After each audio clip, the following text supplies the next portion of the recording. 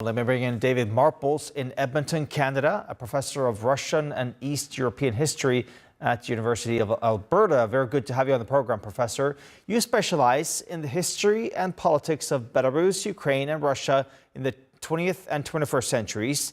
Now, this moment in time that we're in, how would you categorize that in this sort of broader picture of the history of these countries?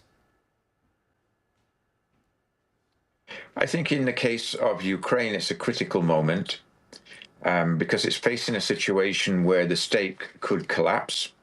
If all the points that are under discussion were accepted, I don't think there'll be much future for Ukraine. I think as far as Russia's concerned, it represents a sort of pinnacle of trying to rebuild the former Soviet empire by monopolizing or dominating the two neighboring Slavic states, Ukraine and Russia. With Ukraine and Belarus. And with Belarus, already you have a heavy military presence there. You have, presumably accurately, a tactical nuclear weapon site now in Belarus, and Russian troops invaded Ukraine from Belarus. So Belarus is very much on the side of Putin, at least in terms of the Lukashenko regime. And therefore, Ukraine is very much isolated and really needs a lot of help. Now, Professor, you've done a whole publication specifically about the Donbass region. Why is this region so important to Putin? Well, it's a region that was part of the old Russian Empire, largely for industrial purposes, and very important. And also the people there are mainly Russian-speaking, with a large minority of ethnic Russians prior to the first invasion in 2014. And Russia has, first of all, helped breakaway republics, Donetsk and Luhansk People's Republics, so-called, by supplying materials, and eventually the Russian invasion in 2014 proved to be a very decisive act and forced Ukraine into an armistice, what was called the Minsk Accords.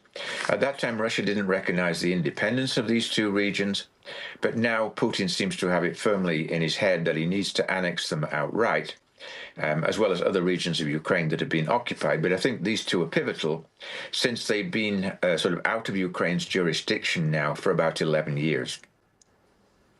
Professor, here you mentioned the possible sort of collapse of Ukraine.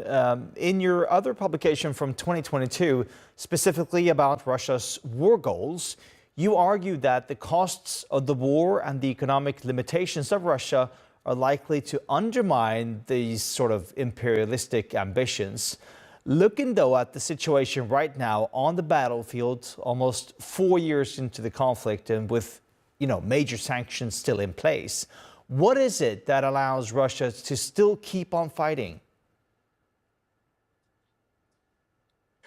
Well, I think a couple of reasons. First of all, Russia has fairly unlimited manpower when compared to Ukraine. It's mounted what it calls a special military operation, but in theory it could raise the size of its army considerably and bring in troops from different parts of the federation. Initially, it began with troops from Russian republics, many of them ethnically non-Russians, and not affecting the populations of major cities like Moscow and St. Petersburg. And I think also, as far as Ukraine's concerned, it's not really getting the sort of help from its main ally, United States, that it had at the start of the war. And this means less pressure on Russia. Russia has managed to secure buyers for its oil and gas, and we just saw on your news how India is one of those. Another major buyer is China, and that's offset the fact that Europeans are no longer buying Russian energy resources. So to date, at least, although Russia is struggling now, its economy has begun to slow down. It is not in dire struggle. It's not collapsed. And it was hard to predict that, because it wasn't obvious, to me at least, that this would happen once the war started. But, you've said that Russia has occupied about 20% of Ukraine. But when you think it's taken, nearly 4 years just to take that part of Ukraine, and sometimes, like with the city of Pokrovsk, which is close to taking, it's taken over a year to just move forward to take that city. So the costs are terrible to both sides, both to Russia and Ukraine. And Russia really has no prospect of taking all of the Donetsk region, which it demands, unless Ukraine actually gives it up, which it doesn't want to do. It's heavily fortified, and it will cost Russia tens of thousands of human losses in order to take it by military force. Professor Marples, thank you so much for joining us here on TRT World.